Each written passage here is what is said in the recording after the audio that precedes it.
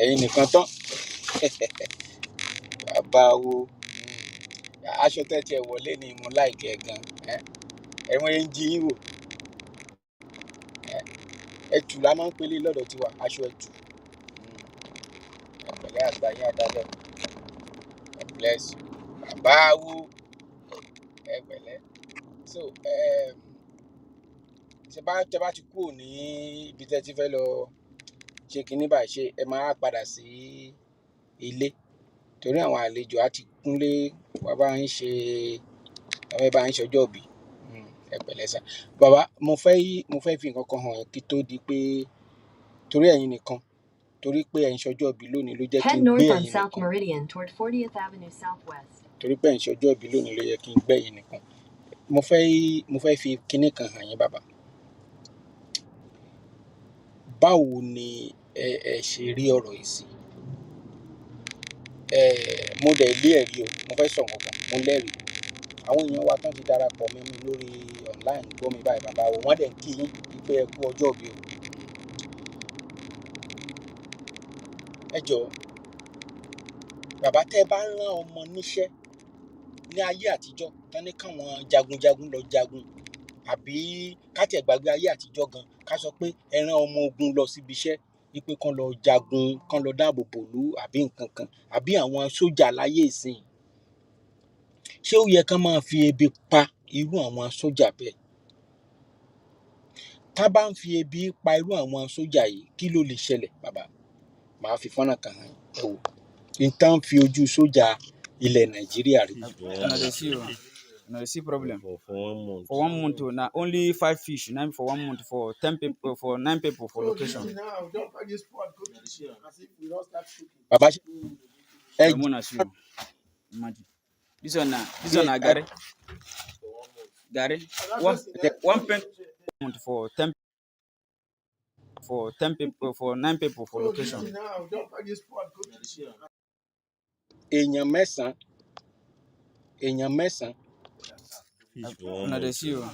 No, see problem. For 1 month, now only 5 fish. Now for 1 month, for 10 people, for 9 people for location.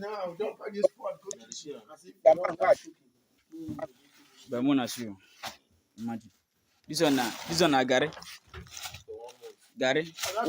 One pint of Gary.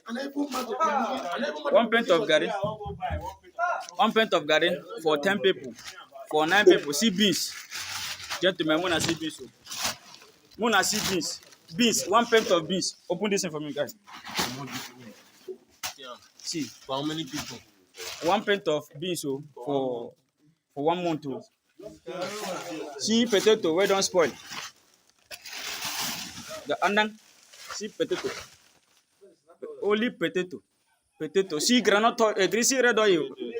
Where they two this in one what did they call them? 1 liter. 1 liter. Now they call them. See the andang. See 4 pieces of yam for 1 month. 1 month for 9 people for location. See onions. What do you see? See 1 month. See semon for 1 month. 1 bag of semon. See now onions. See onions for 1 month. 1 whole month for 60,000. See my bag of rice. See they carry this one. Say more to use and they drink water.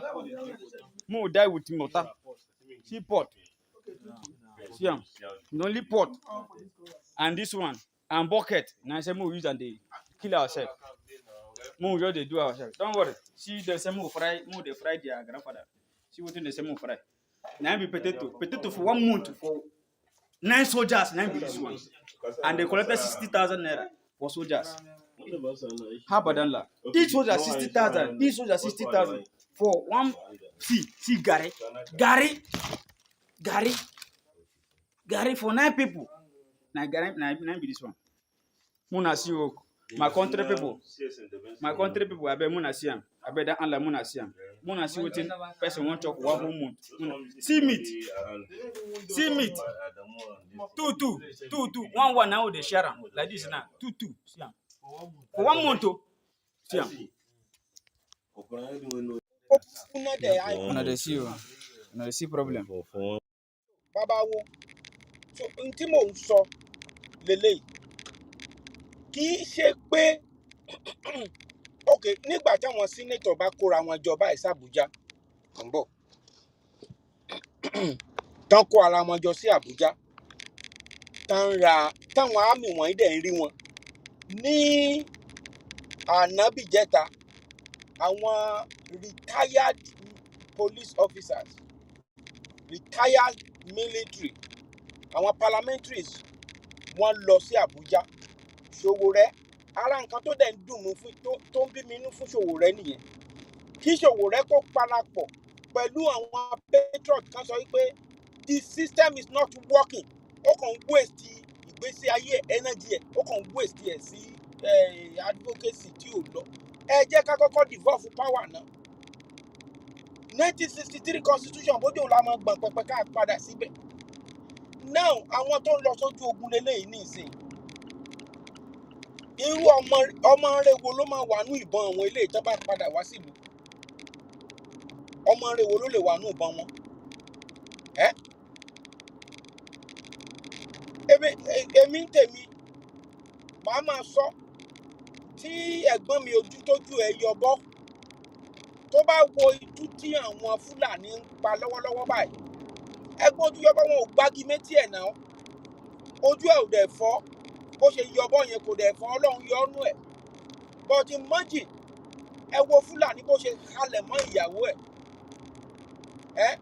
Tinubu háyì ọba Yorùbá wo ló lè ṣe bẹ́ẹ̀ yẹn pẹ̀lú àǹtí mi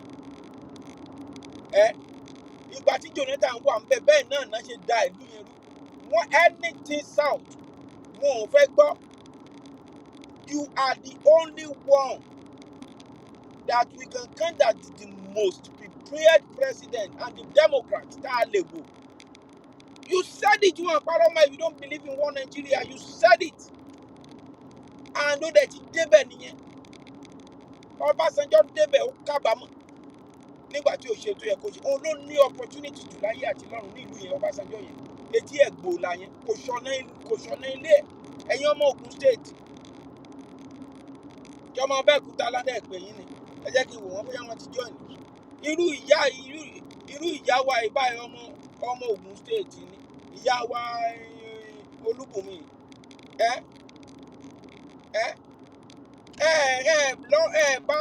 Ọbásanjọ́ sọ̀rọ̀ ńgbà tó wà ńbẹ̀ etí ẹ̀ gbòòlàgbòòlà Ọbásanjọ́ mo rí níjọ́ wo nìyẹn ní ìjọ́ wo ni tó ń sin òkú imọ́ọ̀nì tó lọ́ọ́ fi láì ṣe yẹ̀yẹ́ tó lò muslim ọba lórúkọ ṣé ọba ìlú yìí nìyẹn mọ̀ ọmọ wa Olúbùnmi àwọn ọmọ ilé ìtẹ́ ẹ̀ ń ṣe ń bẹ̀ Ọbásanjọ́ ó gbé power bank dání bàbá wo power bank 2-time president as a civilian tó tún kòkòrò ó lè ó tún lọ fẹ́ mú ìkẹta ìjọba ológun ó jẹ́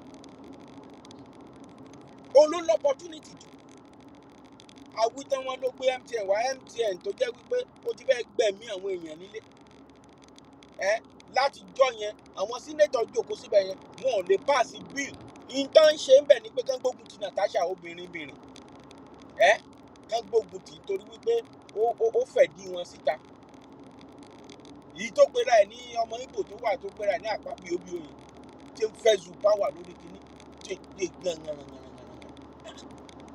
gbẹ̀ngànàngànà mọ́bìnrin Ọlọ́run ló in fact ẹ̀gbọ́n ojú tó yọbọ́ tí ò fọ́ kí àwọn ọ̀pẹ́ olùkọ́ kó máa ní ìjọba kó dẹ̀ máa sọ̀sọ̀kúsọ in fact mo tiẹ̀ kọ́kọ́ dúpẹ́ lọ́wọ́ ẹ̀ fún nǹkan tó sọ lọ́jọ́ mẹ́ta tó sọ pé ká sọ́mọ̀ gbogbo àwọn governors wọn yẹn ká sọ́mọ̀ wọn but kì í ṣọ̀rọ̀ la fẹ́ jẹ action la nílò orí ń ta àwọn èèyàn ẹ̀gbọ́n àwọn èèyàn ò lè ra mọ́tò lọ sí Nàìjíríà mọ́ wọn ò lè ra nǹkan wálé mọ́ wọn ò lè wá dáṣẹ́ sílé iná kò sí ìwọ ló dẹ̀ sọ pé ká fòtì out tó o bá ti ṣe iná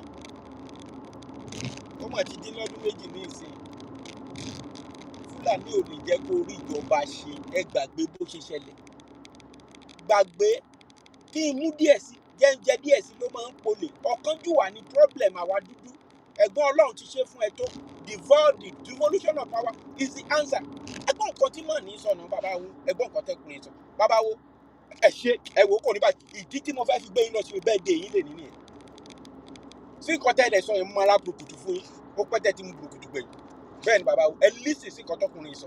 Colleagues say, oh no, if you design a country of ethnic groups, the citizen will have a say. Says who? So we need to get back to the drawing board. And it's our country. Nobody will tell us what to do this. Not even the leadership. Yeah. What we did last week was to remind Nigerians that there's a major task ahead of us, not electing the next president. I mean, do you think that because you cannot move ahead with those ideas without... ẹ̀gbọ́n nǹkan ló sọ bàbá Ahmed ó ti bá ìjọba Tinubu ṣiṣẹ́ ó ní ẹ̀rí ọkàn ó resign ó ní rárá òun ò lè jẹ́ kí ọkàn wọn ọmọ tó this is not about religion ẹ lọ wo kíní yẹn bàbá wo ẹ lọ wo interview yẹn ó ní kì í sọ̀rọ̀ religion lélẹ̀ ẹnìkan tó bá yá ẹgbẹ́ kìrìsìtẹ́nì ẹ yọ ṣètìmọ̀ kúrò ẹ wá fi kíní kan ó ní kò sí ọ̀nà àbáyọ níbẹ̀ yẹn ó ní kì í ṣe next president ló yẹ ká máa wò báyìí ó ní nǹkan tá a lè ṣe ni wípé ká jọ jòkó ká sọ pé òkè if it is regional government let us go back there ṣoríire látijọ́ tá a ti wà lẹ́nu olóṣèlú gbájú ẹ̀ tá a wà yìí ẹ wo gẹ́gẹ́rẹ́ náà jẹ́ ń ṣe ní national assembly náà ẹ fẹ́ máa pàṣípàṣí ilé tó ti wó constitution gbẹ̀mígbẹ̀mí decree 99 ẹ̀ẹ́dẹ̀ ní ṣe oríire. Without a listening president who has a political will to make it happen. And the advocacy has also to be made. Yes. And that's why I said today I attended an event where we are fighting and advocating for reserved seats for women, because women play a lot of role, yet in public office and elected office they are not. It's just justice is not even being given to the women, and there is a need for that to be fixed. Whether that will happen, it's only the male folk that will make it happen, and the one that will sit on those chairs. And so it's a very difficult one to do. You think that the president will have the political will to make it happen? What the patriots are asking. Well, I hope so. If he doesn't, I hope he listens. I mean, look, all what we've done is to come up with some ideas that could represent the direction for change. It's the views of only a few of us. And we say to Nigerians, listen, all this tinkering with all these things won't work. The fundamental foundations of this country need to be addressed. And here are some ideas. That's what we did. All right. Okay? Let me anchor on this note. 2027, there are those who imagine maybe... mo fẹ́ kẹ́ listing sí ibi dáadáa ẹ̀yin èèyàn mi ìyá mi Olúbùnmi ẹ listing sí ibi tó fẹ́ kàn yín ẹ listing sí dáadáa bàbá wo ẹ listing sí ibi tó fẹ́ sọ ó fẹ́ béèrè ìbéèrè kan lọ́wọ́ bàbá Ahmed. Maybe Tinubu has offended some of you in the north, some of the leaders of the north. What did he do? I don't know if we're the only people he has offended, and if we've been offended at all. Well, I don't know. Can I ask you a question for a change? Go ahead, what sir. makes you ask that question? Because there are feelers that we get, and as a journalist, I hear it a lot. And that it seems to be that politically Tinubu might be in trouble. I even heard now that Kwankwanso might be going into the APC. There are a lot of movement. But those who say, in fact, I heard in the background, in Katsina, the burial of the late president, former president, there are those who say, look, as soon as Buhari is dead, they are no longer supporting the APC. There seems to be some tension from the north. Did you see?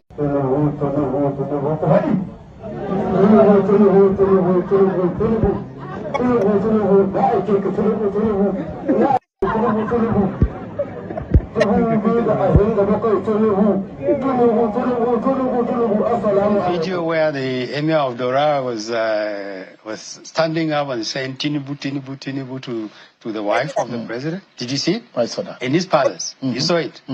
I don't know. I see the North. When people say things like the North, the North is very complex. Yeah. There is a layer there that it's very difficult to judge because it either is afraid of politics or it's politics itself. Tinubu's record is not very good across the country. It's not just the north. All right. We're totally out of time, sir. No colleagues say, oh no. Ẹ̀gbọ́n, kò sí kan tẹ́ lè ṣe sí ìlú yẹn. Ẹ má jẹ́ kẹ́nìkan kan. Ṣé rí tó ń bí mi nínú wípé àwọn tó mostly brother mi Gbajabiamila, chief of staff, ẹ wà lẹ́gbẹ̀ẹ́ Tinubu. Ó yẹ ẹ má ti erin kárí ilé káwájọba ẹrin yẹ́yẹ́ ẹrin yẹ̀yẹ̀ tẹ́ ẹ̀ ń fẹ̀gbọ́n ṣe yìí. Ọlọ́run máa dá yín lẹ́jọ́ o. Ó yẹ ká ẹ mọ̀ pé devolution of power ló lè ṣe. You know but ó lè ijú kòkòrò nítorí pé ẹ rí pé constitution yẹn ń rówó ẹ̀sà díẹ̀ tó nìkan ní nǹkan náà. Eléyìí tẹ́ jẹ ó ti dà ó ti tó torí ìran torí orúkọ. Mo ń wo kinní kan lánàá níbẹ̀ yẹn nílùú Amẹ́ríkà. Ẹ lè believe nílùú Amẹ́ríkà bàbá. Wọ́n celebrate 250 years tí post office wọn ti ń operate 250 years. Post office in Nigeria mo débẹ̀ mo káwọ́ lérí ni. Mo ní box síbẹ̀. Key box yẹn mo wá ní kí n lọ ṣí wọn náà ti lock ẹ̀. Mo wá lọ san owó mo mọ̀ọ́mọ̀ lọ san. Kò sí nǹkan lẹ́tà kankan tí mo receive bẹ́ẹ̀. But just to support that institution pé ìrètí sì lè wà ní post office yẹ pé mo wá wọnú ẹ̀ ọjà náà ń tà ńbẹ̀ wọ́n ti fi bẹ̀ rẹ́ǹtì wọn tajà kí ló ṣe wá kí ni problem wa gan tó ń ṣépè fún wa ni. Ẹ̀gbọ́n ojú tó yọ bọ́jú òfò ẹ̀yin nìkan tí ó bá bọ́ ní àkókò tí yín ìtàn onígbàgbé yín o ẹ wo bọ́n ṣe sí sísítà mi ordinary ọba bí bóyá ọba Daura pariwo mọ́ Tinubu mo dẹ̀ mọ̀ pé ẹ mọ̀. Ẹ̀yin tí ẹ wà ní Ondo state tẹ bá fẹ́ lówó tẹ bá fẹ́ jẹ lọ mo fẹ́ já yín sí o. Ní ibi orí omi ń bẹ̀ Ayédàtiwa òun náà ó ti kọjú mọ́dọ̀ tiẹ̀ báyìí o. Wọ́n fẹ́ ṣí refineries. Ọ̀rọ̀ refineries yìí ẹjẹ́ mọ̀ pé Nàìjíríà lọ́wọ́lọ́wọ́ tí mo bá yín sọ̀rọ̀ crude oil US náà ti import ẹ̀ wá. Oil sector Nàìjíríà ti paná. Ẹ̀gbọ́n ẹ̀yin dẹ̀ ni Minister for Petroleum President. What an aberration. Nǹkan burúkú ní ayé àti ọ̀run tí ò tiẹ̀ dáa tá a gbọdọ̀ gbọ́. President ní ìgbọ́rí Nàìjíríà láti ń ṣe gérégéré bí ẹran aṣẹ́wó. Ẹ jẹ́ ká dẹ́lẹ̀ o. Ẹ jẹ́ ká gbé iṣan yìí lẹ̀ o. Èyí tá à ń ṣe yìí kò bọ́ sí o. Èyí tá à ń ṣe yìí kò bọ́ sí rárá. Ẹ jẹ́ ká ṣe nǹkan tó tọ́. Má jẹ́ ká ṣe báyìí. Ẹ̀gbọ́n má ṣe báyìí. Ẹ̀gbọ́n má ṣe bó ti tó. Devolution of power ní kẹ́ ẹ ṣe. Ẹ list sí wọn patriot. Ẹ list sí wọn. Ẹ list sọ̀rọ̀ ẹ̀yin àgbákúba. So ẹ̀yin tẹ́ bá fẹ́ ṣe oil nílé Ondo State. Secretary General in 2000, you were knighted by Queen Elizabeth, decorated with CFR, GCON in Nigeria, given the highest. A major economic milestone has been sealed in Ondo State as Backbone Infrastructure Limited inks a landmark deal with the state government to build a 500,000 barrels per day oil refinery in Ilaje. Justin Bem Oyin reports that the project is expected to drive massive job creation and attract investment. The construction of a 500,000 barrels per day oil refinery in Igbotiri, a larger local government area of Ondo State, is said to be a bold step toward economic transformation in the state. At the signing of Memorandum of Understanding ceremony in Akure, the Managing Director of Backbone Infrastructure, Mr. Henry Owonka, emphasized the project will include essential infrastructure such as roads and storage terminals and will significantly boost the state's economy, create employment, and help reduce crime. Under the MOU, Backbone will hold a 65% equity share, while the Ondo State government and the Nigerian National Petroleum Corporation Limited will take 20% and 15%. And it is time for us to come together. So, ẹ̀yin ọmọ igbó ṣe igbó tako àbí igbó kiri gan whatever ní Ondo State ẹ kú oríire o. So àwọn tó bá lọ́pọlọ bẹ́yẹn tó jẹ́ ọmọ ìlú yẹn l'Ondo State ẹ lọ invest ẹ lọ lálẹ̀ sí gbogbo ibẹ̀ wọ̀nyẹn fún àwọn ọmọ yín fúnra yín tó ń bọ̀. Ó lè jẹ́ àwọn ọmọ Ìgbò lẹ́tún jẹ́ kó tún lọ máa ra bẹ̀ mọ́ yín lọ́wọ́ bẹ́yẹn. Ẹ̀yin ọmọ igbó tiri ẹ̀ṣọ́ ara yẹn má ta ibẹ̀ yẹn fún ọmọ Ìgbò. Ẹ̀ṣọ́ orí yín. Gbàtà ti gbọ́ pé refineries bẹ́ẹ̀ wọ́n á kọjú síbẹ̀ wọ́n á owó gbaná náà máa wá fi ra kínní a máa rà wọ́n á gbọ́tí fún yín ẹ máa mutí ẹ máa ṣe yànyànyànyànyàn ẹ̀ṣọ́ orí yín tẹ́ ẹ bá fẹ́ kú kú òjijì ẹ gbọ́dọ̀ ta anything fún ọmọ àjòkúta mọ́mọ́ mi bẹ́ẹ̀ yẹn ayé yín ò bá fẹ́ ta ẹ̀ṣọ́ orí yín dáadáa. Ẹ̀gbọ́n lísìn sí àgbákòbà kó gbọ́ràn bí bẹ́ẹ̀ kọ́ tí bá bá ẹ ní Àbújá máa gbé bàbá wo dání lísìn sí àgbákòbà ẹ̀gbọ́n ojú ẹ bọ́. I put you in a rather difficult situation. Perhaps not sure. What you, at this age, what you probably will imagine you'll be in. But it's going to be a very few minutes of feeling like that. Let's assume that you are President Olisa Agbakoba, President of Nigeria. Just for a moment, imagine it. And for all you have analyzed, President Olisa Agbakoba, what would you do to Nigeria today if you were the president? The first thing I'll do is to dismantle the Constitution.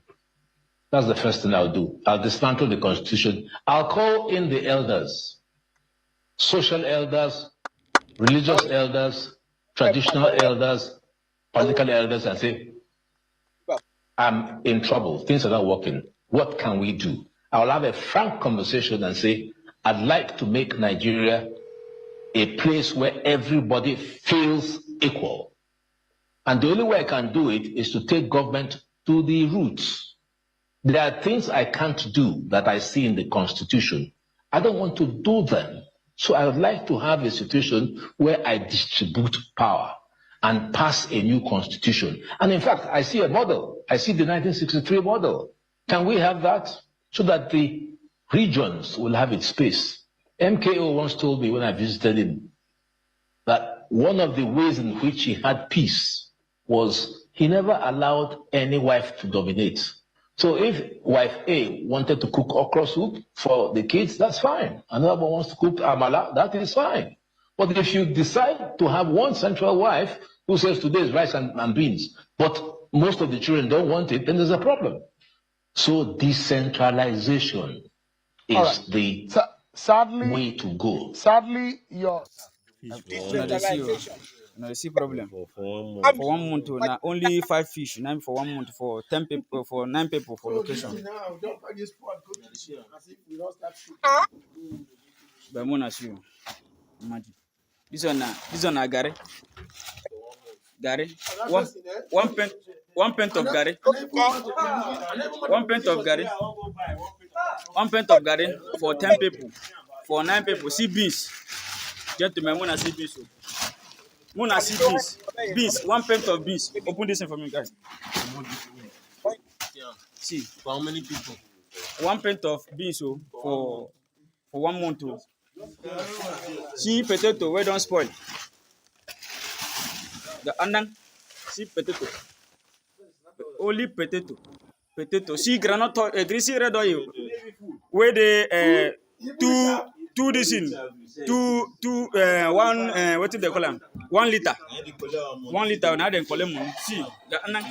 See 4 pieces of yam for 1 month.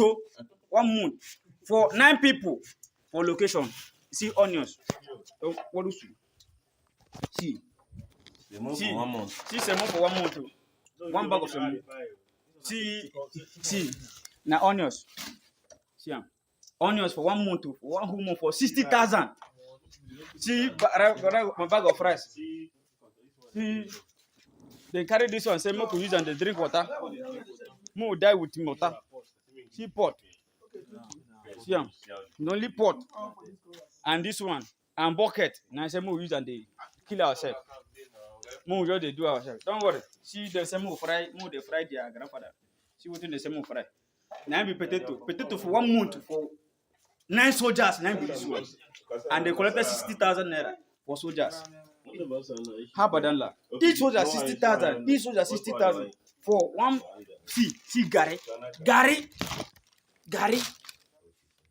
for 9 people. Now Gary be this one. Muna see my country people. I bet Muna see him. I bet that Allah Muna see him. Muna see what in person want of 1 whole month. See meat. 2. 1 now they share them like this now. 2. See him. For 1 month to see him. Aluwo 6. No see problem. For 1 month to now only 5 fish. Now for 1 month for 10 people for 9 people for location. Bàbá wo fẹ́ lọ já bàbá wo lẹ̀ wọ́n ń ṣẹjọ́ bí lónìí máa mú bùkùtù má ra bùkùtù bàbá wo ẹ wo ẹ tó bá sọ pé kẹ́ ẹ̀ wá mi kó máa wá ọjọ́ tẹ́jú bá fi ṣàpàtà ọjọ́ náà lẹ́wọ́ ara rẹ̀ ń bàjẹ́ ó dàgbà.